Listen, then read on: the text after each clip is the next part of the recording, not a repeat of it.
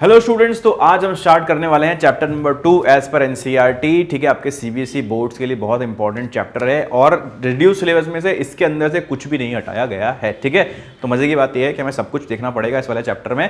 तो चैप्टर का नाम क्या है? इलेक्ट्रोस्टैटिक पोटेंशियल एंड कैपेसिटेंस के बारे में हम चर्चा करने वाले हैं आज की क्लास में। पूरा का पूरा चैप्टर हम इस वन शॉट वीडियो में देखने वाले हैं। तो आप अगर इस वीडियो को भी पूरा देख लेते हो तो आपको पता चल जाएगा कि आपको क्या क्या चीजें आनी चाहिए और बोर्ड में आपसे क्या क्या पूछा जा सकता है। तो सारे के सारे कंसेप्ट जितने भी हो सकते हैं इसके अंदर, वो सब मैं आज कवर करने वाला हूं इस वीडियो के अंदर। ठीक है, तो हम स्टार्ट करते हैं। इलेक्ट्रोस्टैटिक पोटेंशियल एंड कैपेसिटेंस, आप अपना टॉपिक लिख सकते हो। ठीक है, मैं भी यहां पर एक बार लिख देता हूं।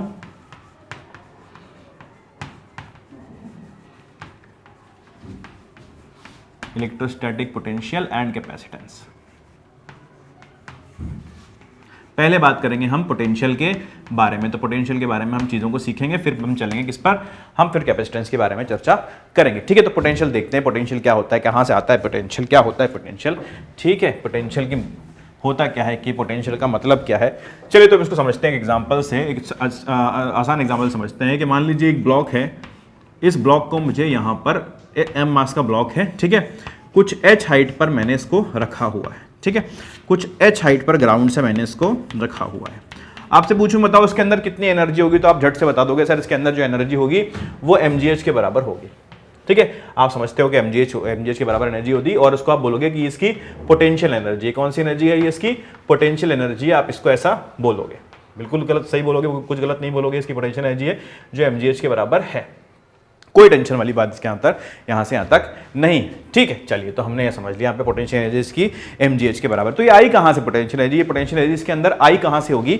अगर वो देखें तो पोटेंशियल एनर्जी लाने के लिए हमें कुछ करना पड़ा होगा। इस ब्लॉक को मान लीजिए कि कहीं से उठाकर मैं यहां पर लेकर आया हूं। ठीक है, कहीं से उठाकर मैं लेकर आया हूं तो ग्रेविटेशन के अगेंस्ट कुछ मुझे काम करना पड़ा होगा, कुछ वर्क करना पड़ा होगा, कुछ कार्य करना पड़ा होगा। ठीक है, ग्रेविटेशन के अगेंस्ट मुझे वर्क करना पड़ा होगा।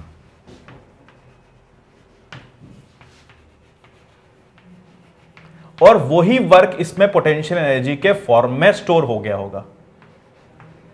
ठीक है, और वही वर्क इसमें पोटेंशियल एनर्जी के फॉर्म में स्टोर हुआ है। देख सकते हो आप कि जितना मुझे वर्क करना पड़ा है, इसको कहां से? इन्फिनिटी से लेकर आने में, यहां तक इन्फिनिटी से इस पॉइंट तक लाने में जितना वर्क करना पड़ा है, वही वर्क जो है mgh के फॉर्म में, इसकी एनर्जी के फॉर्म में इसमें स्टोर हो गया है। ठीक है, तो हम समझते हैं, हमने देखा कि एनर्जी जला रहे हैं तो भैया एनर्जी अगर आ रही होगी तो कहीं ना कहीं वर्क हो रहा होगा, कहीं ना कहीं काम हो रहा होगा, कहीं ना कहीं कार्य हो रहा होगा। ठीक है, तो अब हम बात करें, हम आ जाते हैं अपने इलेक्ट्रोस्टैटिक्स पर आ जाते हैं। इलेक्ट्रोस्टैटिक्स में हम बात करते हैं चार्जेस की। यहां हमने बात करी मास की, हम बात करते हैं चार्जेस की। मान लीजिए हमारे पास दो चार्जेस हैं, Q1 और ये Q2।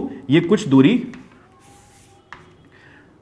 दोनों पॉजिटिव ले लो, Q1 और Q2, ये कुछ दूरी r पर रखे हुए हैं। कुछ दूरी, कितनी दूरी है इनके बीच में?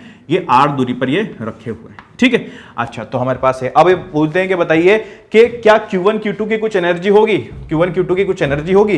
तो वो जो एनर्जी आपने लिखी थी mgh, वो किसकी एनर्जी थी? ब्लॉक की एनर्जी नहीं थी एक्चुअली, वो ब्लॉक और अर्थ के सिस्टम की एनर्जी थी। ब्लॉक और अर्थ के सिस्टम की एनर्जी थी।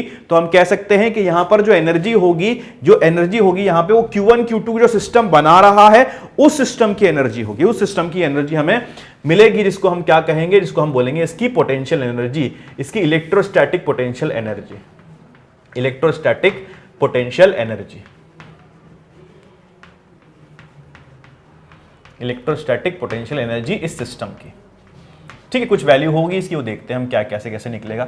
अच्छा, हमने देखा है कि इलेक्ट्रोस्टैटिक पोटेंशियल एनर्जी जो होती है किसी भी के बीच में, जो पोटेंशियल एनर्जी आती है सिस्टम के बीच में, तो उस सिस्टम को बनाने में आती है। मान लीजिए Q1 पहले से मेरे पास यहां पर रखा था और Q2 को मुझे उठाकर कहीं से लाना है, इन्फिनिटी से मुझे यहां पर लेकर आना है। इन्फिनिटी क्या मानते हैं? हम मान लेते हैं कि Q2 पहले कहीं R2 पोजीशन पर था, किसी R2 पोजीशन पर था Q2 पहले, और अब ये R1 पोजीशन पर आ गया है। मान लेता हूं कि यहां पर जो पोजीशन है ये R1 है। ठीक है, और पहले जो पोजीशन थी वो R2 थी। ठीक है, अभी जस्ट हम समझने के लिए इसको मान ले रहे हैं, बाद में हम वैल्यूज को चेंज कर देंगे। ठीक है, ये Q2 किसी कौन सी पोजीशन में था, R2 पोजीशन में ये था। अब मैंने इसको Q2 को चलाना है, Q2 को चलाकर मुझे लेकर आया, तो Q2 को चलाकर लेकर आऊंगा तो ऑब्वियस सी बात है कि QE एक फोर्स लगाएगा इसके ऊपर जो कि इसको रिपेल करेगा, आने नहीं देगा, उसको अपने पास आने नहीं देगा, चाहेगा नहीं कि इसको ये मेरे पास आए। तो इसके ऊपर क्या फोर्स लगा रहा होगा, ये इस पर एक QE फोर्स लगा रहा होगा इस तरफ, Q2E, ठीक है। E अपनी इलेक्ट्रिक फील्ड बना रहा होगा और उसकी वजह से एक फोर्स लगा रहा होगा जिसको हम Q2E बोलेंगे। और Q2E जो है Q2E जो है वो इस डायरेक्शन में लग रहा होगा, और इसको ओवरकम करने के लिए मुझे एक फोर्स और लगाना पड़ेगा जो कि इधर लगेगा, जिसको हम F बोलेंगे, जिसको हम F एक्सटर्नल बोलेंगे। क्या बोलेंगे, एक्सटर्नल, क्योंकि इसको ओवरकम करना है तो इसको ओवरकम करने के लिए मुझे एक फोर्स लगाना पड़ेगा जिसको मैं F एक्सटर्नल बोलूंगा, ठीक है। तो F एक्सटर्नल किसके बराबर होगा, F एक्सटर्नल हो जाएगा आपका QE के बराबर, Q2E के बराबर हो जाएगा, ठीक है। इतना इसके ऊपर फोर्स लग रहा होगा, ठीक है, हमने लगा रखा होगा फोर्स। और हम जानते हैं कि जो वर्क होता है, जो वर्क डन होता है, वो वर्क डन होता है F एक्सटर्नल डॉट डिस्प्लेसमेंट के बराबर, ठीक है। वर्क डन जो होता है integration F external dot ds के बराबर होता है। तो F एक्सटर्नल का हमारे पास वैल्यू क्या आ जाएगी, F एक्सटर्नल हमारे पास कितना है, QE के बराबर, Q2E के बराबर हमारे पास F एक्सटर्नल का वैल्यू है। और वहीं हमारे पास ds का वैल्यू कितना हो जाएगा, मान लेते हैं कि कितना चला है, मान लीजिए ये यहां से ये x दूरी पर आ गया है अब, ठीक है। पहले R1 R2 डिस्टेंस था, अब इसके बीच में जो डिस्टेंस है कुछ यहाँ पर x डिस्टेंस है, और हम इसको चलाया है हमने dx, ठीक है। dx हमने चलाया है इसको, x दूरी पर dx हमने इसको चलाया है, ठीक है। तो इसका जो डिस्प्लेसमेंट होगा वो कितना होगा, dx, और माइनस क्यों होगा, क्योंकि जिस डायरेक्शन में हम चल रहे हैं, जिस डायरेक्शन में फोर्स लिया है उसके अपोजिट डायरेक्शन में हमने इसको चलाया है। तो माइनस यहाँ पर एक मैं Q2E डॉट dx यहाँ पर लगा देता हूँ, जो कि मुझे वर्क यहाँ से दे देगा, ठीक है। अब इसको लिखते हैं हम, और इलेक्ट्रिक फील्ड कितनी होगी, इलेक्ट्रिक फील्ड कितनी होगी E की वजह से, वो होगी KQ बाय एक्स स्क्वायर, क्योंकि x दूरी पर है तो KQ1 बाय एक्स स्क्वायर, ये dx यहाँ पर मेरे पास आ जाएगा, ठीक है। इंटीग्रेशन का साइन आगे चल रहा है। वर्क कहाँ क्या होगा, देखो जो वैल्यूज कांस्टेंट है उनको बाहर निकालने हम, KQ1 Q2 कांस्टेंट है, ठीक है। अंदर आएगा आपके पास dx अपॉन एक्स स्क्वायर, ठीक है, dx अपॉन एक्स स्क्वायर यहाँ पर आएगा, माइनस का साइन आगे चल रहा है। और हमें कहां से कहां तक जाना है, हमें R2 से R1 पहुंचना है, ठीक है। हम R2 पर थे और हमें R1 पहुंचना है, वहां पर हमें वैल्यू पता करनी है, ठीक है। इसको इंटीग्रेट कर लेते हैं, कहीं इधर कर लेते हैं,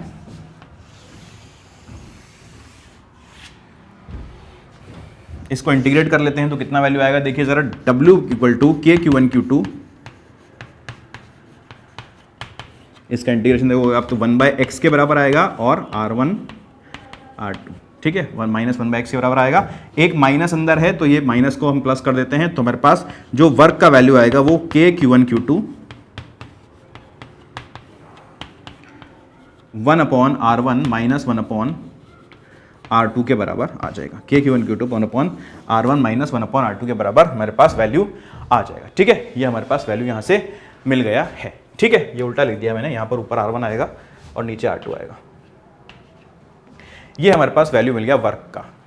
जब हम कहां से कहां गए, जब हम R2 से R1 तक चले गए, जब R2 से R1 तक चले गए हैं। और यही वर्क किस फॉर्म में स्टोर होगा, यही वर्क स्टोर होगा पोटेंशियल एनर्जी के फॉर्म में, यही वर्क स्टोर होगा PE के फॉर्म में।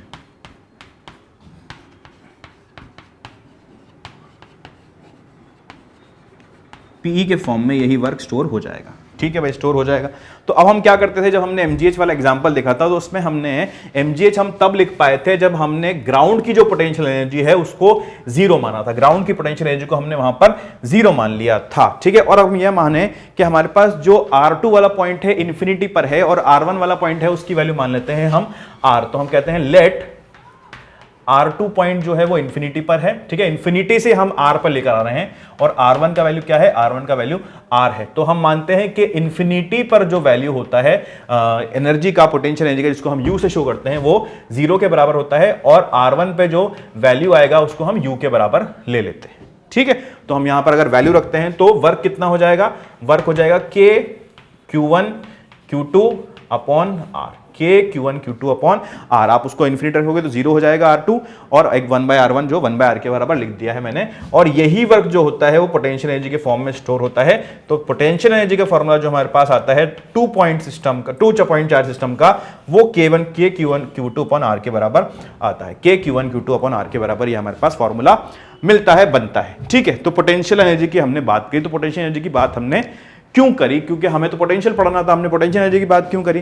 क्योंकि पोटेंशियल हमने पढ़ना है, इसलिए हमें पहले पता होना चाहिए कि पोटेंशियल एनर्जी क्या होती है। अगर हमें पता नहीं होगा कि पोटेंशियल एनर्जी क्या होती है तो हम पोटेंशियल पर बिल्कुल भी बात नहीं कर पाएंगे, और पोटेंशियल पर हम बिल्कुल भी बात नहीं कर पाएंगे तो कोई फायदा ही नहीं होगा, है ना, हम चैप्टर ही नहीं पढ़ पाएंगे। तो हम बात करते हैं अब पोटेंशियल पर, ठीक है, पोटेंशियल पर हम बात करते हैं। तो पोटेंशियल क्या होता है? अच्छा, पोटेंशियल हमने डिफाइन क्यों किया? हम चाह रहे हैं कि हमारे पास U तो है KQ1 Q2 अपॉन R, लेकिन हम चाह रहे हैं कि हमारे पास एक ऐसी क्वांटिटी मिल जाए जो सिर्फ और सिर्फ एक चार्ज पर डिपेंडेंट हो, दो चार्ज पर डिपेंडेंट ना हो। एक चार्ज पर डिपेंडेंट हो, दो चार्ज पर डिपेंडेंट ना हो। तो नंबर ठीक है, इसमें क्या कौन सी बड़ी बात है? U को आप Q2 से डिवाइड कर दो, U को आप Q2 से डिवाइड कर दो तो KQ1 बाय R आपके पास फॉर्मूला बन जाएगा, ठीक है, KQ1 बाय R क्या फॉर्मूला बन जाएगा, और इसको आप बोल दोगे Q1 का पोटेंशियल। क्या बोल दोगे? Q1 का पोटेंशियल, ठीक है। तो पोटेंशियल को हमने कैसे डिफाइन किया? पोटेंशियल की डेफिनेशन इस तरह से हमें यहां पर मिल गई कि किसी यूनिट पॉजिटिव चार्ज को, ठीक है, work done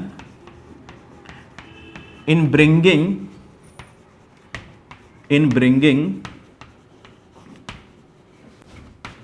a unit positive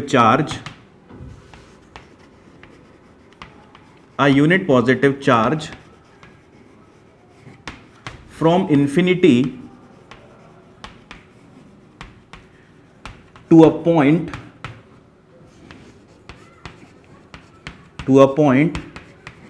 is known as potential of that point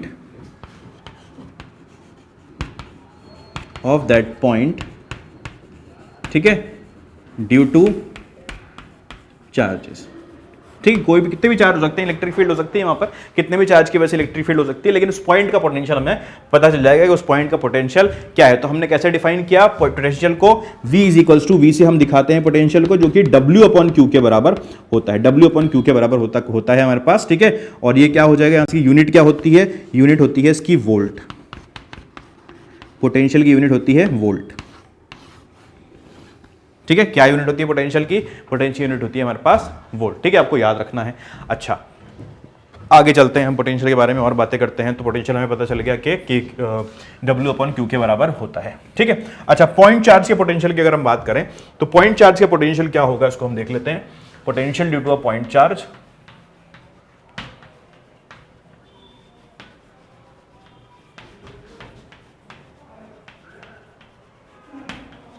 potential due to a point charge की हम बात करते हैं तो क्या होगा? V = W/Q। अब यहां पर इसके जो पोटेंशियल एनर्जी आती है वो कितनी आती है? KQ1 Q2 bye R। तो ठीक है, तो KQ1 Q2 बाय R हम करते हैं तो KQ बाय R के बराबर ये हमारे पास आ जाएगा। क्या फॉर्मूला आ जाएगा? KQ by R। मतलब मेरे पास मान लीजिए कि एक अगर चार्ज है जिसका वैल्यू Q है, Q वैल्यू का अपने पास चार्ज है, और इससे R डिस्टेंस पर मुझे पता करना है P पॉइंट पर कि कितना पोटेंशियल है।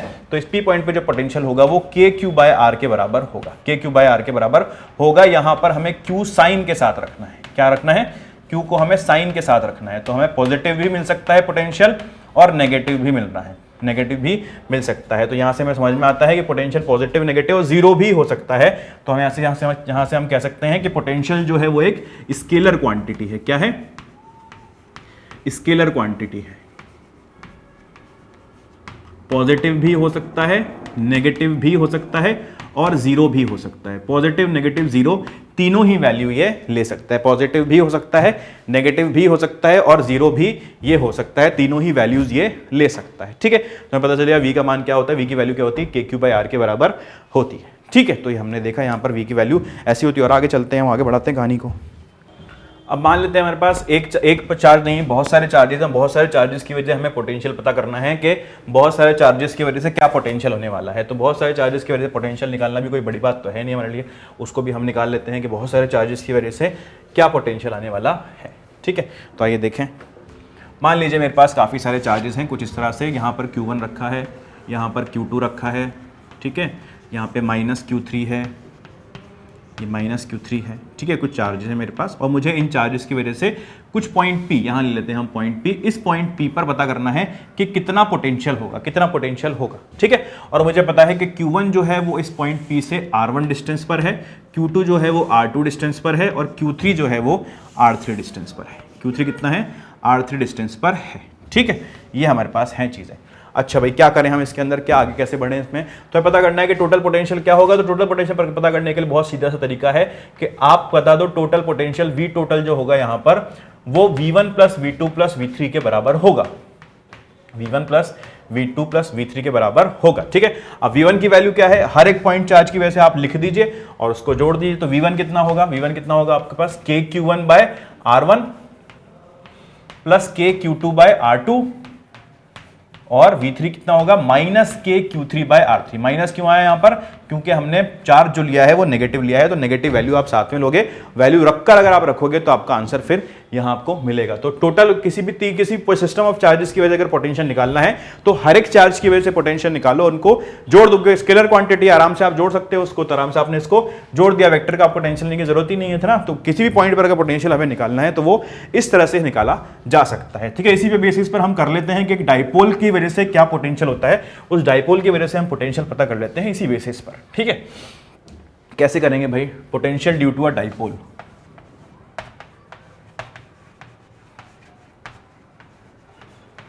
Potential due to a dipole, dipole समझते हैं हम लोग। पिछली क्लास में हमने, पिछले लेक्चर में जो वन शॉट वीडियो था हमारे पास, उस पर हमने देखा था चैप्टर 1 में कि डाइपोल क्या होता है, उसी के बारे में हम आप वापस आगे बात कर लेते हैं, ठीक है। हमने लिया है इस तरह से डाइपोल, ये प्लस क्यू है, ठीक है, पॉजिटिव चार्ज है, और ये माइनस क्यू है, ये नेगेटिव चार्ज, ये प्लस क्यू है, ये माइनस क्यू है, ठीक है। ये हमारे पास चार्जेस हैं और हमें पता करना है कि कितना कितना पोटेंशियल होगा। दो पॉइंट्स हमारे पास होते थे, कौन कौन से पॉइंट्स, एक्सियल पॉइंट और इक्वेटोरियल पॉइंट। पहले एक्सियल पॉइंट की बात कर लेते हैं कि मान लेते हैं कि ये एक्सियल पॉइंट है और इस एक्सियल पॉइंट से कुछ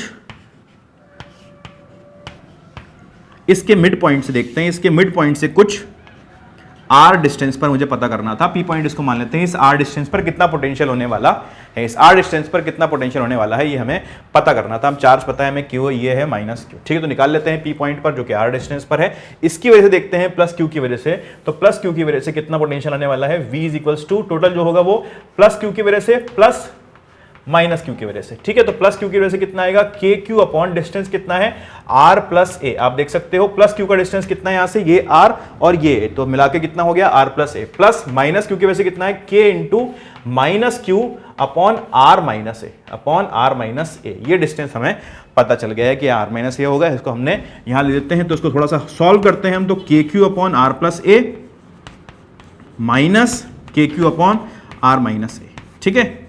ये वैल्यूज हमें मिल जाती हैं। तो देखिए ये वैल्यूज जब हमें मिल गई तो क्या मिलेगा हमें, KQ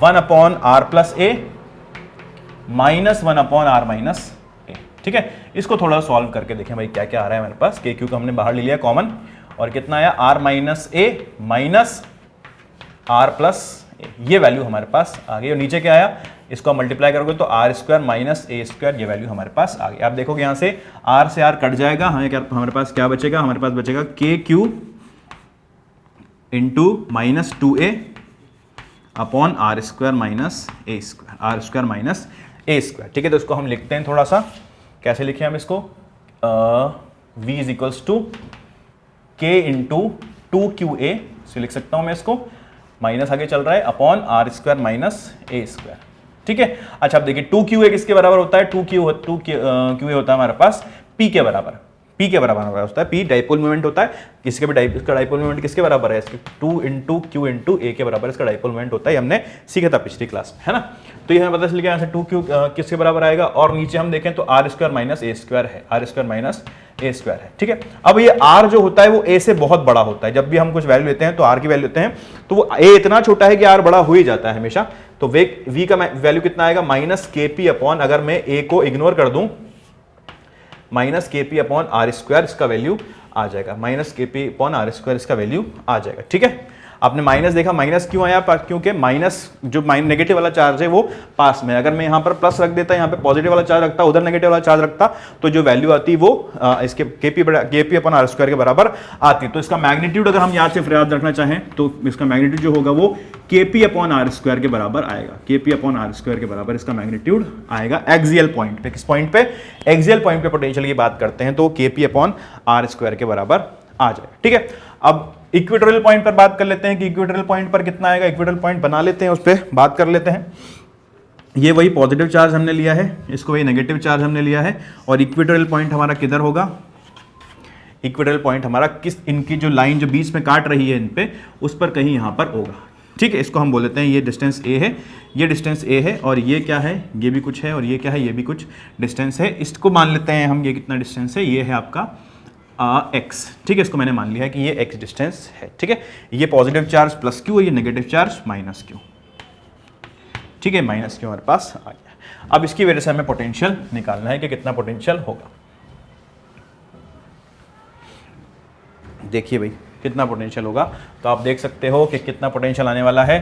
देख सकते हैं आपके v जो होगा वो v प्लस की वजह से प्लस v माइनस की वजह से। ठीक है, अब मुझे चाहिए कि इसकी पोटेंशियल, इस पॉइंट चार्ज की वजह से p पॉइंट का डिस्टेंस क्या है, तो ये इस डिस्टेंस के बराबर होगा जो कि under root a square plus x square के बराबर आएगा पाइथागोरस थ्योरम से, और ये वाला डिस्टेंस भी under root a square plus A square x square बराबर आएगा पाइथागोरस थ्योरम से। ठीक है, इन वैल्यूज को रखते हैं हम। तो प्लस की वजह से कितना आएगा? के क्यू अपॉन डिस्टेंस कितना है? A square under root a square plus x square, और प्लस माइनस की वजह से के into minus q upon root a square plus x square, root a square plus x square. देखोगे आप कि दोनों बराबर आ रहे हैं, तो v का वैल्यू क्या आ जाएगा? 0। इक्वेटोरियल पॉइंट पर जो v का वैल्यू होता है डाइपोल में वो 0 के बराबर है। इक्वेटोरियल पॉइंट पर जो v का वैल्यू होता है वो 0 के बराबर होता है हमेशा। किसमें? डाइपोल में। डाइपोल में जो v का वैल्यू आएगा इक्वेटोरियल पॉइंट पे 0 के बराबर आएगा। इसको आप याद रख सकते हैं, इसको आप याद रख लें तो बहुत अच्छी बात होगी आपके लिए। और एक्सियल पॉइंट पर हम देख सकते हैं कि केपी अपॉन आर स्क्वायर के बराबर ये आ जाएगा। ठीक है, तो ये चीज़ हमने सीखी है डाइपोल के बारे में, पोटेंशियल ड्यू टू डाइपोल के बारे में ये चीज़ें हमने सीखी। ठीक है, चलो आगे चलते हैं और आगे चीज़ों को सीखते हैं। अब इलेक्ट्रिक फील्ड पर आते हैं वापस, थोड़ा सा वापस से इलेक्ट्रिक फील्ड पर थोड़ी सी बात करते हैं। इलेक्ट्रिक फील्ड की बात करते हैं, पॉइंट चार्ज की इलेक्ट्रिक फील्ड की कुछ बात करते हैं। देखिए मान लीजिए कि कुछ पॉइंट चार्ज है मेरे पास ये, ठीक है, पॉइंट जैसा लग नहीं रहा है लेकिन ये पॉइंट चार्ज ही है। ये पॉइंट चार्ज है, इसकी वजह से मुझे इलेक्ट्रिक फील्ड देखनी है कि इलेक्ट्रिक फील्ड कितनी आने वाली, कैसे बनने वाली है। तो आप देख सकते हो कि इलेक्ट्रिक फील्ड जो हम इसकी बनाएंगे कुछ इस तरह से हम इसकी इलेक्ट्रिक फील्ड दिखाते हैं पॉइंट चार्ज की वजह से। पिछले लेक्चर में हमने इसके बारे में बात की थी। ठीक है, ये हमारी इलेक्ट्रिक फील्ड है, हाँ क्या ना। चलो अगर ये इलेक्ट्रिक फील्ड है तो हमें पता करना है कि इलेक्ट्रिक फील्ड अगर किसी आर डिस्टेंस से पता करूं, किसी आर डिस्टेंस से पता करना है मुझे इलेक्ट्रिक फील्ड, तो कितनी होगी। आप देखो बताओगे कि E जो है वो के क्यू अपन आर स्क्वायर के बराबर आएगा अगर इसकी वैल्यू Q है। तो अगर इसकी वैल्यू Q है तो ये के क्यू अपन आर स्क्वायर के बराबर आएगा। ठीक है, किसी भी आर डिस्टेंस पर। तो आर डिस्टेंस लेने का तरीका क्या है, तो आर डिस्टेंस में इधर भी ले सकता हूं, इधर भी ले सकता हूं, इधर भी ले सकता हूं, इधर भी ले सकता हूं, इधर भी ले सकता हूं, इधर भी ले सकता हूं, इधर भी ले सकता हूं, ऊपर भी ले सकता हूं, नीचे भी ले सकता हूं। ठीक है, चार्ज के इधर भी मैग्नेटिक, इधर भी इलेक्ट्रिक फील्ड आ रही होगी और पीछे भी इलेक्ट्रिक फील्ड आ रही होगी। तो सब जगह इलेक्ट्रिक फील्ड आ रही है। तो आर डिस्टेंस में इस चार्ज से कितनी भी दूरी पर ले लूं, सब जगह जो है, सब जगह मुझे इलेक्ट्रिक फील्ड बराबर मिलेगी, सब जगह मुझे इलेक्ट्रिक फील्ड बराबर ही मिलेगी। ठीक है, उस पॉइंट पर इलेक्ट्रिक फील्ड बराबर ही मिलेगी। तो ऐसी एक मेरे पास सरफेस बन जाएगी, ऐसी मेरे पास एक सरफेस बन जाएगी, ऐसी मेरे पास एक सरफेस बन जाएगी जहां पर इलेक्ट्रिक फील्ड बराबर होगी, जहां पर इलेक्ट्रिक फील्ड बराबर होगी। ठीक है, अब यहां पर हम पोटेंशियल की बात करते हैं। तो पोटेंशियल कितना होगा, ये हो पोटेंशियल होगा के क्यू अपॉन आर, के क्यू अपॉन आर के बराबर यहां पर पोटेंशियल होगा। ठीक है, आर दूरी पर अगर चार्ज से बात करता हूं, यहां पर कितना आएगा पोटेंशियल, के क्यू बाय आर, यहां पर कितना आएगा के क्यू बाय आर, यहां पर कितना आएगा के क्यू बाय आर, यहां पर कितना आएगा, सब जगह के क्यू बाय आर, के क्यू बाय आर, के क्यू बाय आर, के क्यू बाय आर पोटेंशियल आ गया है। तो ये एक सरफेस बना लेगा जहां पर पोटेंशियल बराबर होगा। उस सरफेस को हम कहेंगे इक्वी पोटेंशियल सरफेस। क्या कहेंगे, इक्वी पोटेंशियल सरफेस। डेफिनेशन क्या होगी इसकी, दो surfaces where the value of potential is same. ठीक है, एट ऑल जैसे लिख लो इसको, surface for which value of, अब मैं बोल रहा हूं आप लिख लीजिए, surface for which value of v is same, value of potential is same for all the points is known as equipotential surface, equipotential surface. तो ये डेफिनेशन हुई हमारी इक्विपोटेंशियल सरफेसेस की, ठीक है। अच्छा, अब आप देख सकते हैं हम इसके बारे में, यहाँ पे जब हमने चार्ज के बारे में बनाया है कि इलेक्ट्रिक फील्ड इस तरह से जा रही है इधर, और ये एक स्फीयर इसको कवर कर रहा है, सारी इलेक्ट्रिक फील्ड जितनी भी इलेक्ट्रिक फील्ड लाइंस हैं इनको एक स्फीयर कवर कर रहा है, जो कि इक्विपोटेंशियल सरफेस हमने इसको बोला है, ठीक है। अगर मैं स्फीयर के बारे में बोलता हूँ और इलेक्ट्रिक फील्ड लाइंस के बारे में बोलता हूँ, तो ये एंगल अगर मैं आपसे पूछना चाहूँ तो ये एंगल कैसा होगा, ये एंगल हमेशा ही 90 डिग्री के बराबर होगा, ठीक है। तो एक प्रॉपर्टी यहाँ से हमें समझ में आती है कि इक्विपोटेंशियल सरफेसेस जो होती हैं, इक्विपोटेंशियल सरफेस जो होती हैं वो इक्विपोटेंशियल सरफेसेस जो होती हैं वो परपेंडिकुलर होती हैं, परपेंडिकुलर होती हैं, किसके परपेंडिकुलर होती हैं, इलेक्ट्रिक फील्ड के परपेंडिकुलर होती हैं, ठीक है। Perpendicular to electric field, always perpendicular to electric field, ये हमें मिलेंगे, ठीक है। ये चीज हमें यहां से समझ में आती है, ठीक है। अच्छा, अब मुझसे पूछा जाए कि अगर ऐसा है तो आप बताएं कि अगर इस तरह से electric field, constant electric field है, एक कांस्टेंट इलेक्ट्रिक फील्ड है मेरे पास, किसी एरिया में, किसी रीजन में मेरे पास कांस्टेंट इलेक्ट्रिक फील्ड है, पूछा जाए कि आप बताइए कि इसका जो इक्विपोटेंशियल सरफेस है वो कैसा बनेगा, ठीक है। तो आप सोच सकते हैं कि ऐसे इलेक्ट्रिक फील्ड जा रही है तो एक इक्विपोटेंशियल सरफेस इसका इस तरह से एक रेक्टेंगुलर प्लेन यहां पर बनेगा, जो कि इसकी इक्विपोटेंशियल सरफेस की तरह वर्क करेगा। तो इक्विपोटेंशियल सरफेस क्या होगी, यहां पर आप इस प्रकार से आप इसको, इस तरह से आप इसको यहां पर दिखा पाएंगे कि यहां पर इस तरह से हमें पता चलेगा कि इलेक्ट्रिक फील्ड, इक्विपोटेंशियल सरफेस कुछ इस तरह से है, ठीक है। कुछ इस तरह से इलेक्ट्रिक इक्विपोटेंशियल सरफेसेस मेरे पास यहां पर बनेंगे, ठीक है। तो हम इस तरह से इक्विपोटेंशियल सरफेस यहां पर बना सकते हैं। 3D फिगर है, आपको समझ में आ रहा होगा, ठीक है। पॉइंट चार्ज की वजह से हमने बना ही लिया और उसकी वजह से भी हमने देख लिया। अगर एक हमारे पास एक कांस्टेंट फील्ड है तो कांस्टेंट फील्ड कुछ इस तरह से इसका इक्विपोटेंशियल सरफेस हमें मिल जाएगा, ठीक है भाई, अच्छी बात है। आगे चलते हैं, हम आगे देखते हैं। ये इक्विपोटेंशियल सरफेस की हमने बात करी है थोड़ी थोड़ी, ठीक है। ये चीज़ों को समझा है हमने इक्विपोटेंशियल सरफेस का। अच्छा, अब देखते हैं हम भाई क्या हो रहा है और देखते हैं। अच्छा, relation between electric field and potential की बात करते हैं। Relation between electric field and potential क्या होगा, ई एंड वी का क्या डिफरेंस हो, क्या रिलेशन होता है, इसके बारे में हम बात कर लेते हैं, ठीक है। चलिए, अब यहाँ हम क्या जानते हैं कि जो हमारे पास पॉइंट चार्ज होता है उसकी जो इलेक्ट्रिक फील्ड होती है किसी पॉइंट पर, तो वो KQ/R² के बराबर होती है। वहीं जहाँ पर पोटेंशियल क्या होता है वो KQ/R के बराबर यहाँ पर मेरे पास आता है, KQ/R के बराबर मेरे पास आता है, ठीक है। अच्छा, अगर मैं कहूँ कि मेरे पास जो इलेक्ट्रिक फील्ड है वो, मेरे पास जो पोटेंशियल है वो KQ/R के बराबर है, ठीक है। ये हम जानते हैं, ये हम समझते हैं, इस चीज़ को, हम चीज़ को जानते हैं। और मैं इसको डिफरेंशिएट करूं R के रिस्पेक्ट में, तो ये dV/dr मुझे क्या देगा, ये dV/dr देगा मुझे -KQ/R²। आप इसको डिफरेंशिएट करके देखोगे तो -KQ/R² आपको मिलेगा, ठीक है। तो ये KQ/R² क्या है, ये तो इलेक्ट्रिक फील्ड है। तो dV/dr किसके बराबर हुआ, -E के बराबर हुआ। यहाँ से मुझे पता चला कि dV/dr किसके बराबर हुआ, -E के बराबर हुआ। या मैं कह सकता हूं कि E जो है वो -dV/dr के बराबर होगी, -dV/dr के बराबर इलेक्ट्रिक फील्ड मेरे पास आएगी। अब इलेक्ट्रिक फील्ड तो एक वेक्टर क्वांटिटी है और पोटेंशियल जो है एक स्केलर क्वांटिटी है। तो हम कैसे लिखेंगे इसको, तो हम इसको कुछ इस तरह से आप लिखेंगे और इस तरह से आप याद रखेंगे। रिलेशन होता है E जो होता है वो -∂V/∂x i cap plus del v, minus है आगे, तो -del v/∂y j cap -del v/del z k cap, ठीक है। इस तरह से हम इसको याद रखेंगे। ये रिलेशन होता है E और V के बीच में, E और V के बीच में रिलेशन होता है। ये वाला रिलेशन भी आपको याद रह जाए तो अच्छा है, नहीं और ये वाला रह जाए तो ये भी याद रह जाए तो भी अच्छा है, ठीक है। दोनों रिलेशन आपको पता होने चाहिए। अच्छा, अब इससे हमें क्या समझ में आता है, E = -dV/dr जो हमें बस मिला है, इसका मतलब क्या है, इसको हम कह सकते हैं कि पर यूनिट लेंथ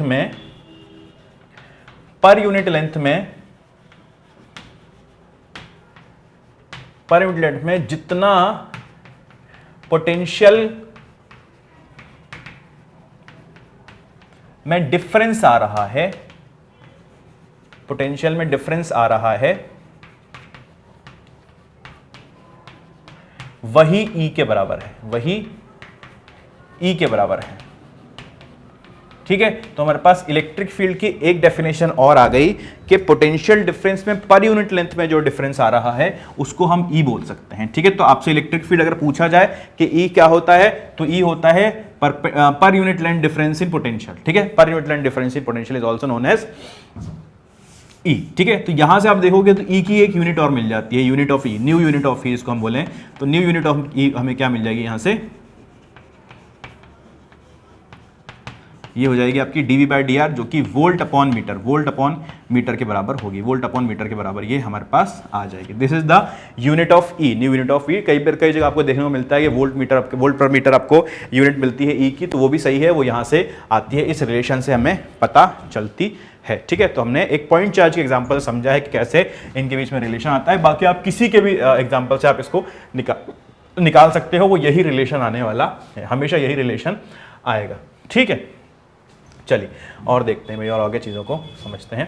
डाइपोल पर आते हैं फिर से। अगर मैं एक डाइपोल को किसी एक्सटर्नल फील्ड में रख लूँ, जैसे कि हमने टॉर्क निकाला था उसके ऊपर, तो हमने एक एक्सटर्नल फील्ड ली थी ई, और उस डाइपोल को हमने रख दिया था, कहाँ पर रख दिया था, उस डाइपोल को हमने रख दिया था इस एक्सटर्नल फील्ड में, और इस तरह से मैं इस डाइपोल को दिखा रहा हूँ। ठीक है, ये मेरे पास ई एक्सटर्नल फील्ड है और डाइपोल को मैंने इस तरह दिखाया है, ये पी डाइपोल मेरे पास है। फिलहाल इनके बीच में जो एंगल है वो θ1 के बराबर है।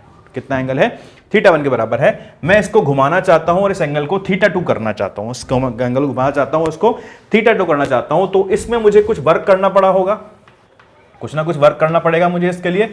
ठीक है, तो वर्क कितना करना पड़ेगा? वर्क जो होगा वो जितना टॉर्क लग रहा है और जितना डिस्प्लेसमेंट हो रहा है, एंगुलर डिस्प्लेसमेंट, उसके इंटीग्रेशन के बराबर मेरे पास वर्क आएगा। ये फॉर्मूले होते हैं हमारे पास वर्क के, जहां से मुझे कहां से कहां जाना है, θ1 से θ2 जाना है। ठीक है, टॉर्क कितना आया था, टॉर्क का वैल्यू देखा था हमने, टॉर्क कितना आता था, आपने पिछली क्लास में देखा था, टॉर्क आता था PE sin थीटा। कितना आता था? PE sin theta. तो यहां वैल्यू रख देते हैं हम, PE sin theta. Torque is equals to PE sin theta d theta, कहां से कहां तक, θ1 से θ2 हमें जाना है। ठीक है, अब PE हमारे पास कांस्टेंट है, सिर्फ sin थीटा का इंटीग्रेशन करेंगे जो कि माइनस cos थीटा के बराबर होगा, और यहां से हमें θ1 से θ2 हम इसकी लिमिट लगा देंगे। तो इसमें वर्क कितना हुआ? वर्क हुआ इसके अंदर माइनस PE, या उसको माइनस हटा दें तो cos θ1 minus cos θ1 minus cos θ2, इतना वर्क डन इसके अंदर करना हमें पड़ेगा। इतना वर्क हमें इसके अंदर करना पड़ेगा, और ये वर्क किस फॉर्म में स्टोर हो जाएगा? ये इसकी पोटेंशियल एनर्जी के फॉर्म में स्टोर हो जाएगा। तो potential energy of a dipole, ठीक है, कितनी हो जाएगी? पोटेंशियल ऑफ डाइपोल होगी U is equals to PE cos θ1 minus cos θ2। ठीक है, अच्छा अब ले लें हम कि θ1 जो है हमारा वो थीटा के बराबर है, और θ2 है जो है वो 90 डिग्री के बराबर है। θ2 हमारा 90 डिग्री के बराबर है, मतलब हमें इस एंगल से इस एंगल पर लाना है, बिल्कुल इसके परपेंडिकुलर कर देना है इसको, डाइपोल को घुमा के। अगर इसको परपेंडिकुलर कर देंगे तो हमारे पास U का वैल्यू कितना आ जाएगा? PE हमारे पास 90 डिग्री में रखा हुआ था, सॉरी इसको उल्टा कर लें, 90 डिग्री में रखा था और इसको हमें थीटा एंगल पर लाना है, तो हमारे पास वैल्यू क्या हो जाएगी? PE cos theta minus PE cos theta which is equals to minus P dot E. ये पोटेंशियल एनर्जी का फॉर्मूला होता है डाइपोल का, ये भी आपको याद रखना है। टॉर्क का फॉर्मूला होता है P क्रॉस E, और पोटेंशियल एनर्जी का फॉर्मूला होता है P डॉट ई। ठीक है, ये दोनों फॉर्मूले आपको याद रखना है, P डॉट ई ये फॉर्मूला होता है। ठीक है, ये दोनों फॉर्मूले आपको याद होने चाहिए बिल्कुल अच्छे से। ये हमने बात की पोटेंशियल ऑफ ए डाइपोल के हमने बात की है। चलो और आगे चलते हैं और बात करते हैं। ये एक एक सेक्शन हम बिल्कुल कवर करते जा रहे हैं, बिल्कुल मैं आपको समझाता हुआ चल रहा हूं। ठीक है, अब थोड़ी बहुत बात कंडक्टर्स की कर लेते हैं। तो कंडक्टर्स की बात करते हैं, कंडक्टर्स में एक्चुअली में क्या होता है। मान लीजिए मेरे पास कोई कंडक्टर है, तो ये कंडक्टर कुछ मेरे पास सॉलिड एक आयरन का वो है, प्लेट है, ये कंडक्टर है मेरे पास, जिसकी थिकनेस भी है, कुछ मोटा सा है। ठीक है, अच्छा, और इसमें मैंने कुछ इलेक्ट्रिक फील्ड यहाँ पर, एक्सटर्नल इलेक्ट्रिक फील्ड में मैंने इसको अंदर यहाँ रख दिया है, कुछ एक्सटर्नल फील्ड में मैंने इसको यहाँ पर रख दिया है। ठीक है, तो क्या हो रहा होगा इसके ऊपर हम चर्चा करते हैं, थोड़ा सा जानने की कोशिश करते हैं इसमें क्या हो रहा होगा। अब एक्सटर्नल इलेक्ट्रिक फील्ड है इसके अंदर एक्सटर्नल इलेक्ट्रिक फील्ड है, तो ऑब्वियसली कंडक्टर है तो इसके अंदर फ्री इलेक्ट्रॉन्स होंगे। ठीक है, कंडक्टर की आप प्रॉपर्टी लिखते हैं, conductor has infinite number of free electrons के पास होते हैं, खूब इलेक्ट्रॉन होते हैं, उसमें कोई हमारे पास कमी नहीं है इलेक्ट्रॉन की। ठीक है, तो इलेक्ट्रॉन के ऊपर क्योंकि नेगेटिवली चार्ज है और फील्ड इस तरफ है, तो इलेक्ट्रॉन के ऊपर एक अपोजिट डायरेक्शन में QE का फोर्स लग रहा होगा।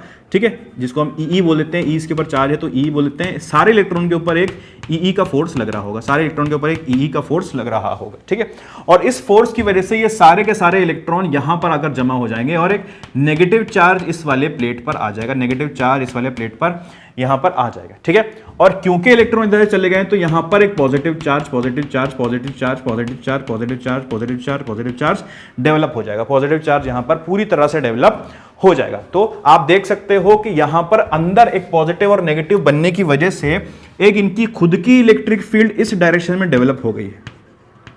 अगर इसका वैल्यू E था, इस इलेक्ट्रिक फील्ड का वैल्यू E था, तो ये फील्ड तब तक बनती रहेगी जब तक इसका भी वैल्यू E ना हो जाए, क्योंकि इसका इलेक्ट्रॉनिक कमी तो है ही नहीं, बहाता रहेगा बहाता रहेगा बहाता रहेगा बहाता रहेगा, और तब तक बहाएगा जब तक कि इन दोनों E की वैल्यू, इन दोनों इलेक्ट्रिक फील्ड्स की वैल्यू बराबर ना हो जाए। तो जब दोनों फील्ड की वैल्यू बराबर हो जाएगी, जब दोनों फील्ड्स की वैल्यू बराबर हो जाए,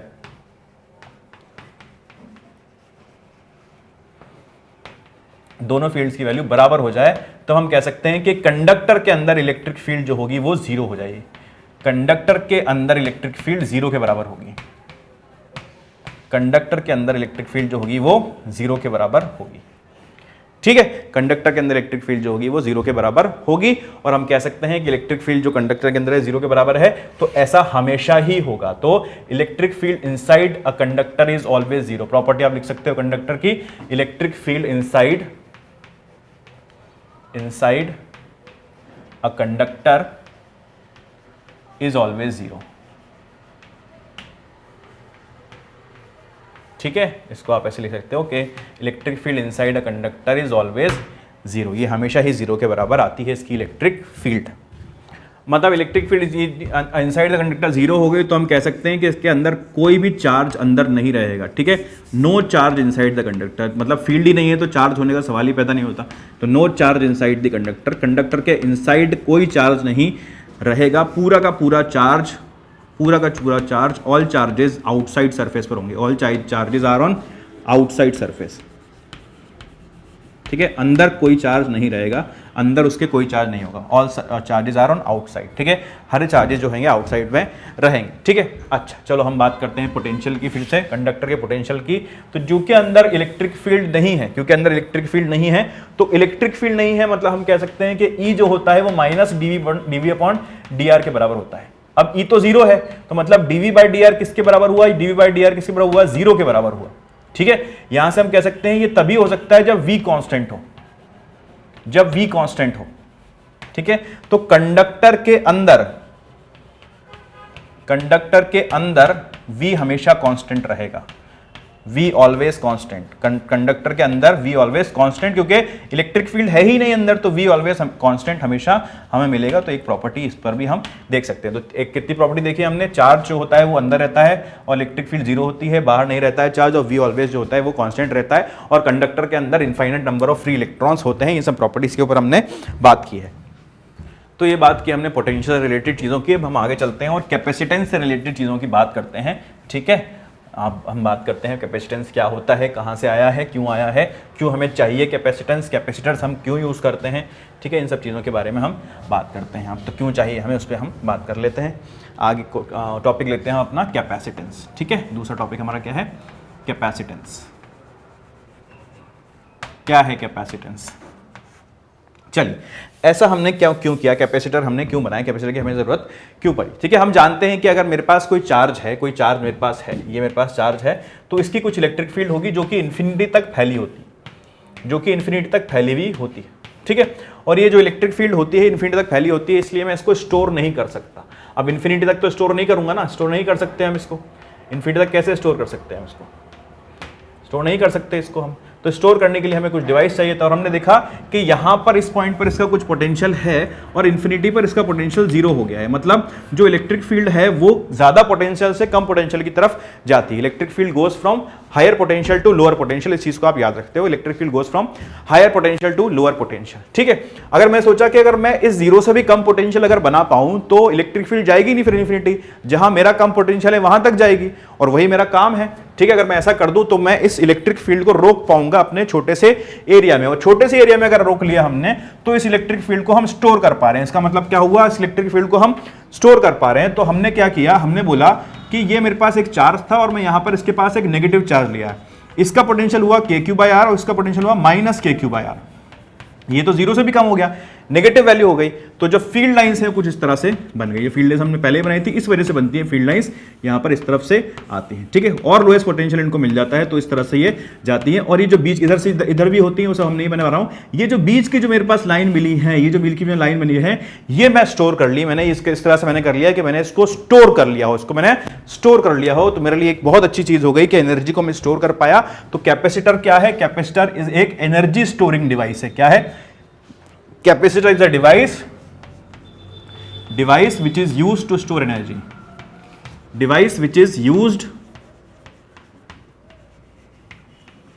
to store energy, energy store करने के ये काम आता है। एनर्जी या हम कह सकते हैं दूसरे रूप में चार्ज, ठीक है। चार्ज या एनर्जी को स्टोर करने के काम में हमारे पास कैपेसिटर आता है, ठीक है। अब कैपेसिटेंस क्या है भाई? क्या है कैपेसिटेंस क्या है? तो हमने देखा कि चार्ज को हमने ऐसे किया, तो हमने दो बॉडीज हमने ली और पास पास हमने इनको रखा, ठीक है। कंडक्टर लिए, दो कंडक्टिंग बॉडीज ली, ठीक है। इसके ऊपर जैसे ही मैंने चार्ज दिया, कुछ मान लो मैंने यहाँ पर इसके ऊपर कुछ पॉजिटिव चार्ज मैंने उसको दे दिया, तो इसकी वजह से इंडक्शन हुआ और यहाँ पर कुछ नेगेटिव चार्ज डेवलप हो गया, कुछ नेगेटिव चार्ज यहाँ पर डेवलप हो गया, ठीक है। जैसे ही आपने इसको चार्ज दिया है Q, तो इसके ऊपर पोटेंशियल आ गया है V। चार्ज से पोटेंशियल रिलेटेड है, जैसे ही चार्ज आएगा वैसे पोटेंशियल आएगा। और यहां इस पे पोटेंशियल V आया है, तो इसके ऊपर भी जैसे इसके ऊपर चार्ज Q आया, तो यहां एक माइनस Q चार्ज डेवलप हो जाएगा और यहां पर ही पोटेंशियल आ गया है V। और हमने देखा कि जैसे जैसे हम चार्ज बढ़ाते जा रहे हैं, वैसे वैसे इस बॉडी का पोटेंशियल बढ़ता जा रहा है। जैसे जैसे हम चार्ज बढ़ाते जा रहे हैं, वैसे वैसे इस बॉडी का पोटेंशियल बढ़ता जा रहा है। तो हमने कहा कि ये प्रोपोर्शनलिटी का साइन आप हटा दो और इसको Q बराबर CV लिख दो, Q बराबर CV लिख दो। और इसको बोला ये C जो है ये इसका कैपेसिटेंस है, मतलब इसकी कैपेसिटी है, ये कितना एनर्जी स्टोर कर सकता है, ये डिवाइस कितना एनर्जी स्टोर कर सकता है। तो C क्या हो जाएगा? C यहां पर आपका कैपेसिटेंस हो जाएगा। Q इक्वल टू CV से हमें ये मिल जाएगा। और C क्या हुआ यहां पर? कैपेसिटेंस। तो ये Q इक्वल टू CV जो है बहुत इंपॉर्टेंट फॉर्मूला है। यहां से C जो है वो Q अपॉन V हमें मिल जाएगा, C जो है वो Q अपॉन V हमें मिल जाएगा, ठीक है। तो ये हमने देखा भाई, ये कैपेसिटर क्या होता है? कैपेसिटर एक एनर्जी स्टोरिंग डिवाइस है जिसका कैपेसिटेंस होता है। कैपेसिटेंस को आप डिफाइन कैसे करोगे? It is the capacity to store energy और चार्ज। एनर्जी या चार्ज को स्टोर करने की कैपेसिटी को हम कैपेसिटेंस कहते हैं। मैथमेटिकली इसको हम Q इक्वल टू CV या फिर C equal to Q upon V से दिया जा सकता है, ठीक है। चलिए इसके बारे में आगे बात करते हैं। तो ये कैपेसिटेंस हुआ।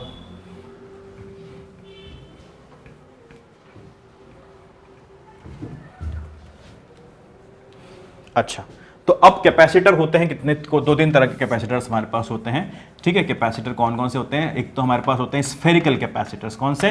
Spherical capacitors. दूसरे होते हैं हमारे पास सिलिंड्रिकल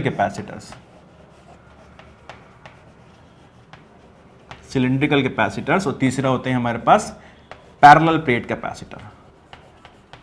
हमें चर्चा करनी है पैरेलल प्लेट कैपेसिटर के बारे में, ठीक है। हम जो भी चर्चा करेंगे पैरेलल प्लेट कैपेसिटर के रिस्पेक्ट में करेंगे। और भी तरह के आते होंगे कैपेसिटर, हमें इतने पता है, हमारे लिए काम के हैं। हम बात करते हैं किसकी? पैरेलल प्लेट कैपेसिटर की। पैरेलल प्लेट कैपेसिटर क्या होता है?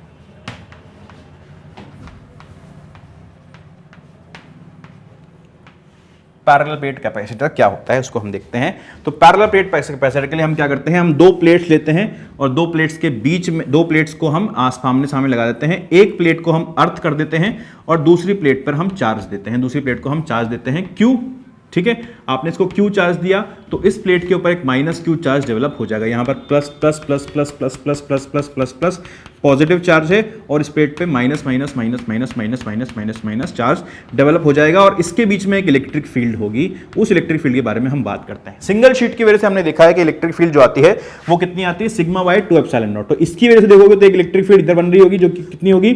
सिग्मा बाय 2 एप्सिलॉन नॉट, ठीक है, क्योंकि पॉजिटिव चार्ज है। और इसकी वजह से भी सिग्मा बाय 2 एप्सिलॉन नॉट इस तरफ आ रही होगी, ठीक है। दोनों मिलाकर कितनी हो जाएगी? Sigma by epsilon naught. इन दोनों प्लेट्स के बीच में एक इलेक्ट्रिक फील्ड बन रही होगी। इन दोनों प्लेट्स के बीच में एक इलेक्ट्रिक फील्ड बन रही होगी जो कि सिग्मा बाय एप्सिलॉन नॉट के बराबर होगी। जहां पे सिग्मा क्या है? सिग्मा है इस प्लेट पर जितना चार्ज है अपॉन इस प्लेट का जितना एरिया है। इस प्लेट का जितना चार्ज है अपॉन इस प्लेट पर जितना एरिया है। तो इलेक्ट्रिक फील्ड हमें कितनी मिली? इलेक्ट्रिक फील्ड मिली हमें सिग्मा बाय एप्सिलॉन नॉट, जहां पे हमने सिग्मा का वैल्यू रखा Q equals to Q upon A epsilon naught. Q upon A epsilon naught, ये हमने वैल्यू रखा है E का। Q upon A epsilon naught, ये वैल्यू हमने रखा है। E is equals to Q upon A epsilon naught, ठीक है, ये पता चलता है। हम मान लेते हैं कि ये जो प्लेट है इनके बीच में जो डिस्टेंस है वो d के बराबर है। इन प्लेट के डिस्टेंस बीच का डिस्टेंस क्या है, d के बराबर है। अभी मैंने आपको थोड़ी देर पहले सिखाया कि E जो होता है वो dv अपॉन dr के बराबर होता है। E इसका मैग्नीट्यूड क्या होता है, E अपॉन dv बटे dr के बराबर होता है। अब v भी कांस्टेंट है, dv कांस्टेंट, तो मैं इसको E equals to v upon d लिख सकता हूं, या फिर इसको ऐसे लिख सकता हूं, या फिर इसको E की जगह पर क्या लिख दूंगा यहाँ पर, v अपॉन d। ठीक है, v upon D is equals to Q upon A epsilon naught मेरे पास आ जाएगा। ठीक है, या इसको मैं ऐसे लिख दूं, q equals to epsilon naught a by D into V. तो q equal to C V के फॉर्म में आ गया मेरे पास। ये q equal to C V मेरे पास था। यहां से हम देख सकते हैं कि c का जो वैल्यू आया है वो epsilon naught a by D के बराबर आ गया। Epsilon naught a by D के बराबर ये c का वैल्यू मेरे पास आ गया है। ये कैपेसिटेंस का वैल्यू हमें देगा अगर मुझे पता है कि एप्सिलॉन नॉट क्या है, ए क्या है और डी क्या है। ठीक है, ए क्या है, इसका एरिया ऑफ प्लेट, और डी क्या है, डी है इसका प्लेट्स का डिस्टेंस बिटवीन प्लेट। डी क्या है, distance between plates, distance between plates. ठीक है, ये मुझे पता चलता है, ये हमारे पास मिल गया है। यहां से हम देख सकते हैं कि ये जो कैपेसिटेंस है ये कहीं से कहीं तक Q और V पर डिपेंड नहीं कर रहा है। Q और V पर डिपेंड नहीं कर रहा है, सिर्फ किस पे डिपेंड कर रहा है, एरिया पे, इसके बीच की दूरी पे, डिस्टेंस बीच के डिपेंड कर रहा है। कहीं से कहीं तक डिपेंड नहीं कर रहा है कि कितना इसके अंदर Q है, कितना इसके अंदर V है। तो आपको ध्यान रखना है कि कैपेसिटेंस जो होता है वो Q और V वैल्यू पर डिपेंड नहीं करता है। ठीक है, अब देखिए, अभी हमने कंडक्टर्स की बात करी थी। कंडक्टर्स के अंदर इलेक्ट्रिक फील्ड नहीं होती क्योंकि उनके पास बहुत ज़्यादा फ्री इलेक्ट्रॉन्स होते हैं, उनके पास बहुत सारे फ्री इलेक्ट्रॉन्स होते हैं, तो वो अंदर एक अपने इलेक्ट्रिक फील्ड को जीरो कर लेते हैं। लेकिन अगर कंडक्टर ना हो हमारे पास कुछ दूसरा मटेरियल हो, कोई इंसुलेटर हो, कोई डाइलेक्ट्रिक हो, जिसको हम क्या कहते हैं, डाइलेक्ट्रिक। ठीक है, डाइलेक्ट्रिक मतलब इंसुलेटर होते हैं बेसिकली ये। ठीक है, इसको हम डाइलेक्ट्रिक कहते हैं। तो इनके साथ क्या होगा, इनके साथ क्या घटना घटेगी, अगर इसको मैं इलेक्ट्रिक फील्ड में रख दूं, तो मान लीजिए बाहर से एक इलेक्ट्रिक फील्ड इसके अंदर मैंने लगा रखी है, यहाँ पर इलेक्ट्रिक फील्ड है। ठीक है, इसके पास इतने ज्यादा इलेक्ट्रॉन्स नहीं है, थोड़े बहुत इलेक्ट्रॉन्स होंगे। इसको हम समझ सकते हैं कि थोड़े बहुत इलेक्ट्रॉन्स जो होंगे वो यहाँ पर जमा हो जाएंगे, यहाँ पर इस प्लेट पर जमा हो जाएंगे और इधर पॉजिटिव चार्ज बना देंगे। लेकिन इतने नहीं है कि इस इलेक्ट्रिक फील्ड को जीरो कर पाए, इतने नहीं है कि इलेक्ट्रिक फील्ड को जीरो करते हैं। मान लीजिए ये इलेक्ट्रिक फील्ड मैंने लगाई E1 है और इनकी वजह से पॉजिटिव से नेगेटिव की तरफ जो इलेक्ट्रिक फील्ड डेवलप हो रही है वो E2 है। तो E नेट जो होगा इनका, E नेट जो होगा वो E1 माइनस E2 के बराबर आएगा। E1 माइनस E2 के बराबर आएगा। ठीक है, E1 माइनस E2 के बराबर ये आएगा। ठीक है, और ये जो होता है E नॉट, ये जो E नेट होता है ये E नॉट बटे K के बराबर होता है। ठीक है, E नॉट जो E जो क्या लिखा है मैंने, ये E नॉट अगर मैं लिख दूं यहाँ पे, इसको E नॉट ले लेता हूँ, इसको E ले लेता हूँ, E डैश ले लेता हूँ। ठीक है, तो इसको E नॉट लिखो, इसको E डैश लिखो। तो E not minus E dash जो होता है ये E बाय K के बराबर, E नॉट बाय K के बराबर आता है। यहाँ पर K क्या होता है, K होता है इसका डाइलेक्ट्रिक कांस्टेंट। K क्या होता है, डाइलेक्ट्रिक कांस्टेंट। ठीक है, जो E की वैल्यू होती है वो K टाइम्स कम हो जाती है इस इंसुलेटर के अंदर। K टाइम्स कम हो जाती है, जो कितना हो जाता है, E नॉट बाय K के बराबर हो जाता है। ठीक है, अब अगर कैपेसिटेंस हम लें, पैरेलल प्लेट कैपेसिटर हम लें और इसके अंदर कोई डाइलेक्ट्रिक डाल दें, इसके अंदर कोई डाइलेक्ट्रिक हमने भर दिया है। ठीक है, पूरे के पूरे इसमें पूरी जगह में हमने कोई डाइलेक्ट्रिक भर दिया है, प्लेट्स के बीच में पूरी जगह में हमने डाइलेक्ट्रिक भर दिया है। तो अब इससे कैपेसिटेंस पे क्या फर्क पड़ेगा वो हम देखते हैं। ठीक है, इसके अंदर अब जो फील्ड रहेगी वो कितनी हो जाएगी, E नॉट बाय K। कितनी फील्ड हो जाएगी, E नॉट बाय K। और E नॉट की वैल्यू हमारे पास कितनी आई थी, V by D, V by D. तो ये कितना हो जाएगा, V by D K, V by K D. ठीक है, अच्छा, तो हम क्या लिखेंगे यहाँ पे, हम लिखेंगे कैपेसिटेंस इज इक्वल्स टू, हमारे पास क्या आया था, हमने क्या किया था, E is equals to Q by A epsilon naught. ठीक है, यहाँ पर हम पहुंचे थे, और हमारे पास अब E का वैल्यू क्या है, अब हमारे पास E का वैल्यू जो है वो है E नॉट बाय K। कितना वैल्यू है, E नॉट बाय K, जो कि हम वहां से लिखेंगे V by K D is equals to Q by A epsilon naught. ठीक है, ये क्या गड़बड़ हुई यहाँ पर, अच्छा ये तो E का वैल्यू आया,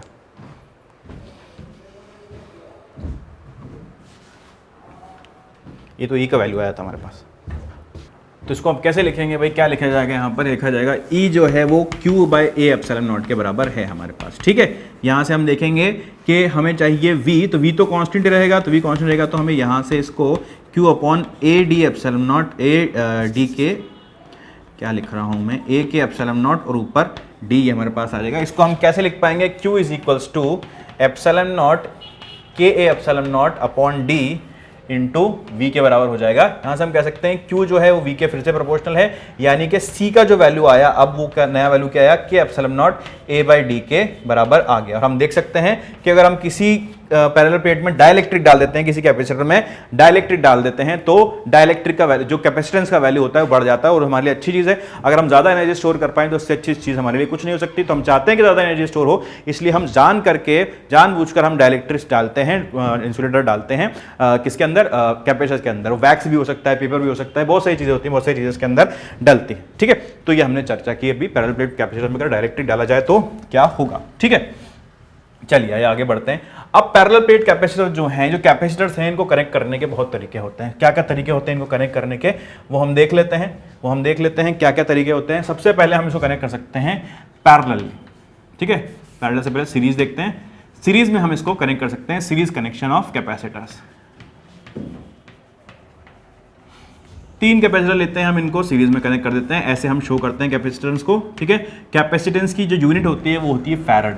ठीक है, तो मिस हो गया हमसे, कैपेसिटेंस की यूनिट होती है वो क्या होती है, फैरड। इसको आप अच्छे से नोट कर लें। ठीक है, और ज़्यादातर जो यूनिट होती है यूज़ होती है वो माइक्रोफैरड, पिकोफैरड, नैनोफैरड इसमें यूज़ होती है। ठीक है, हमने देखा है कि हमने एक बैटरी से इसको कनेक्ट कर दिया है 3 कैपेसिटर्स को।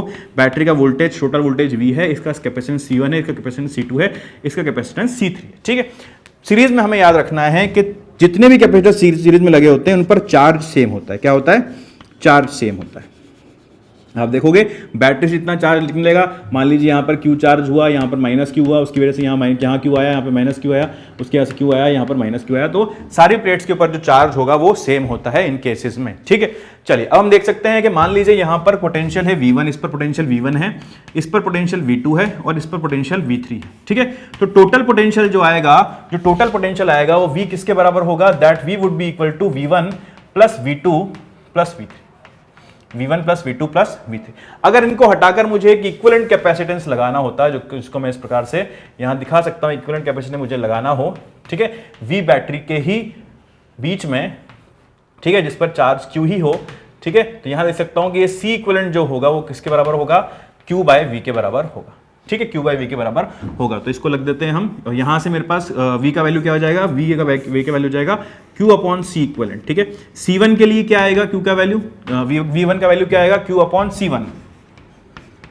इसके लिए क्या आएगा, Q अपॉन C2, और इसके लिए क्या आएगा, Q अपॉन C3। ठीक है, तो यहां से आप देखोगे Q Q Q सब जगह कट जाएगा। 1 अपॉन C इक्विवेलेंट जो होगा वो 1 upon C1 plus 1 upon C2 plus 1 upon C3 के बराबर आ जाएगा। यहां से हम देख सकते हैं कि ये वैल्यू, ये फॉर्मूला हमारे पास मिल जाएगा सीरीज के लिए। जो कि आप रेजिस्टर लगाते हो तो R1 plus R2 plus R3 आता है, उसका उल्टा यहां पर आया है, उसका उल्टा यहां पर हमें देखने को मिलेगा। ठीक है, बात करते हैं पैरेलल कनेक्शन की। पैरेलल कनेक्शन में क्या होगा,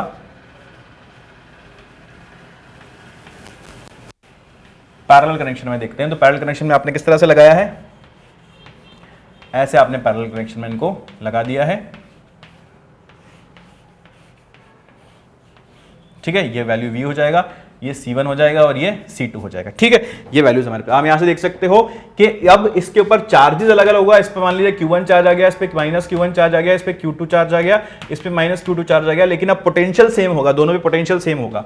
ठीक है, तो हम कहेंगे टोटल चार्ज जो इस कैपेसिटेंस के ऊपर है वो Q1 प्लस Q2 के बराबर है। दो ही कैपेसिटेंस मैंने ले लिए हैं, दो ही को जोड़ के इस पे कर दिया है। तो Q1 का वैल्यू आप देख सकते हो कि कितना आएगा, C1 V1 जो कि C1 V के बराबर है, और इसका आएगा C2 V2, और V2 तो V1 V2 तो V के बराबर है, और यहाँ पे C इक्विवेलेंट इनटू V के बराबर ये आ जाएगा। तो V सब जगह से कट जाएगा और C इक्विवेलेंट का वैल्यू जो आएगा वो C1 प्लस C2 के बराबर आ जाएगा। तो पैरेलल में उस तरह से आता है जिसमें रेजिस्टेंस में सीरीज में आया था, और पैरेलल सीरीज में ऐसे आता है जैसे रेजिस्टेंस में पैरेलल की तरह आया था। ठीक है, तो ये दो फॉर्मूले हैं, ये दो डेरिवेशन हैं जो कि पूछे जा सकते हैं आपसे बोर्ड्स में, तो उसके हिसाब से आप इनको कर सकते हो, नोट डाउन कर सकते हो इसको। हम आगे बढ़ते हैं, आगे चलते हैं।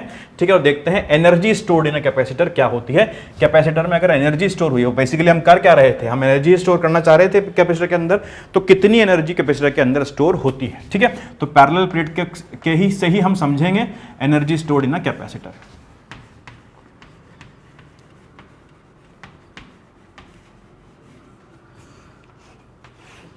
ये कुछ पैरेलल प्लेट कैपेसिटर है हमारे पास, ठीक है। अच्छा, मान लीजिए कि यहां से मैं डीक्यू चार्ज को उठाता हूं और इस प्लेट पर लेकर आता हूं, इस प्लेट पर लेकर आ जाता हूं, डीक्यू चार्ज को उठा के बार बार डीक्यू चार्ज तोड़ता हूं इसमें से और यहां पर लेकर आ जाता हूं। वैसे ऐसा करना पॉसिबल नहीं है, लेकिन फिर भी हम मान लेते हैं कि ऐसा हम करते हैं, ठीक है। और यहां पर कुछ देर बाद कुछ चार्ज डेवलप हो जाता है जो कि किसके बराबर है, क्यू के बराबर है, ठीक है। इनिशियली इस पर कितना चार्ज था, 0 था, इस पर क्यू हो जाता है तो यहां पर कितना बचेगा, माइनस क्यू चार्ज यहां पर बचेगा, डीक्यू चार्ज उठाकर हम उधर लेकर जा रहे हैं, ठीक है। चलिए, तो ये करने में मुझे कुछ वर्क करना पड़ा होगा, मुझे, और वर्क किसके बराबर होता है, फोर्स इंटू डिस्प्लेसमेंट के बराबर होता है, ठीक है। ये फोर्स इंटू डिस्प्लेसमेंट के बराबर वर्क मेरे पास होता है, ये हम जानते हैं चीज को। वर्क जो होता है फोर्स इंटू डिस्प्लेसमेंट के बराबर होता है, ठीक है। तो डीक्यू चार्ज मुझे लेकर आना है। अच्छा, डीक्यू चार्ज को जब मैं लेकर आ रहा हूं तो यहां पर एक इलेक्ट्रिक फील्ड डेवलप हो गई होगी जो कि ई के बराबर, हम ले लेते हैं अभी कि ई के बराबर ये आएगी, ठीक है। प्लेट्स के बीच में जो इलेक्ट्रिक फील्ड है उसकी वजह से हम देख लें कितना हो रहा है, ठीक है। इसकी वजह से जो इलेक्ट्रिक फील्ड है, इसकी वजह से इलेक्ट्रिक फील्ड है, सिर्फ इसकी वजह से इलेक्ट्रिक फील्ड है, इस डीक्यू के ऊपर वो लगा रही होगी, फोर्स लगा रही होगी, ठीक है। इसकी इलेक्ट्रिक फील्ड इस डीक्यू पर फोर्स नहीं लगा सकती है ना, इसके ऊपर फोर्स नहीं लगा सकती है। तो हम देख लेते हैं कितनी होगी यहाँ पे, सिग्मा बाय 2 एप्सिलॉन नॉट। तो फोर्स की वैल्यू क्या आ जाएगी, डीक्यू इंटू ई कितना है, सिग्मा बाय, अच्छा नहीं, तो पूरी जो फील्ड होगी वही लगाएगी ना फोर्स, तो डीक्यू तो निकल गया ना वहां से, तो सिग्मा बाय एप्सिलॉन नॉट यहाँ पर हमारे पास आ रहा होगा, तो ये फील्ड इतनी हो जाएगी, डीक्यू चार्ज पे लगा रही है, और डिस्प्लेसमेंट इसका कितना होगा, इसको डिस्प्लेसमेंट आप देख सकते हो कि टोटल डिस्प्लेसमेंट यहां से यहां तक आने में इसका डी हो जाएगा, ए एरिया ऑफ प्लेट है, ठीक है। ये हमें यहां से पता चलता है, डी डब्ल्यू इसके बराबर आ जाएगा। पूरा वर्क निकालने के लिए हम क्या करेंगे, हम इंटीग्रेट कर देंगे इसको, तो आप देख सकते हो कि उसको मैं क्या लिख सकता हूं, क्यू अपॉन ए, तो D Q into Q upon A epsilon naught into D, ठीक है। मैं कैसे लिखूंगा इसको, W is equals to integration लगाओ भैया यहाँ पर सब जगह, तो D upon A epsilon naught बाहर आ जाएगा, और नीचे क्या अंदर क्या बचने वाला है, क्यू डी क्यू, ठीक। इनिशियली कोई चार्ज नहीं था, फाइनली इसके ऊपर क्यू चार्ज हो गया है, ऐसा हम मान लेते हैं, ठीक है। इसको इंटीग्रेट करते हैं तो क्या मिलेगा मुझे, work done is equals to D upon epsilon naught A, ठीक है, क्यू स्क्वायर बाय 2, ठीक है। अब ये d अपॉन एप्सिलॉन नॉट क्या है, ये है आपका q स्क्वायर बाय, इसको मैं लिख सकता हूं 2 epsilon naught a by d, d को मैं नीचे ले आया, और ये epsilon naught a by d क्या होता है, ये होता है आपका c, तो q स्क्वायर बाय 2c के बराबर आपके पास वर्क आ गया है। वर्क कितना आ गया है, q स्क्वायर बाय 2c के बराबर आपके पास वर्क आ गया है, ठीक है। और यही वर्क किस में फॉर्म में स्टोर होगा, यही वर्क इसकी पोटेंशियल एनर्जी के फॉर्म में स्टोर होगा, जो कितना हो जाएगा, half Q square, capital Q square, जो कि फाइनल चार्ज के ऊपर डेवलप हो गया इनटू सी, तो क्यू स्क्वायर बाय 2c इसके ऊपर चार्ज डेवलप एनर्जी इसके अंदर स्टोर हो जाएगी। अच्छा, अब मैं अगर चाहता हूं कि मैं Q इक्वल्स टू CV वाला फॉर्मूला यूज करूं, Q इक्वल्स टू CV वाला फॉर्मूला मैं यहां पर यूज करूं, Q की जगह पर रख दूं CV, तो C square V square upon 2C, ठीक है।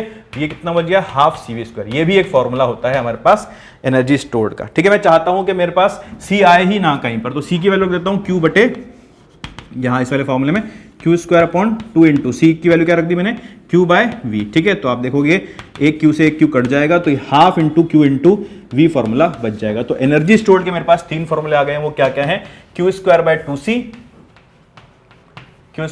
Equals to half CV square equal to half into Q into V, ठीक है। ये तीनों ही फॉर्मूले इसके लिए सही हैं, आपको जहां पे जो मिल जाए वैल्यू उसके लिए आप लगा सकते हैं, ठीक है। तो ये बात की हमने chapter number 2 as per NCERT की बात की है, ठीक है। Electrical potential, electrostatic potential and capacitance की, ठीक है। तो मैंने कोशिश की है इसके अंदर सारी चीजें आपके कवर हो जाए, आपको बोर्ड में इतना पूछा जाता है।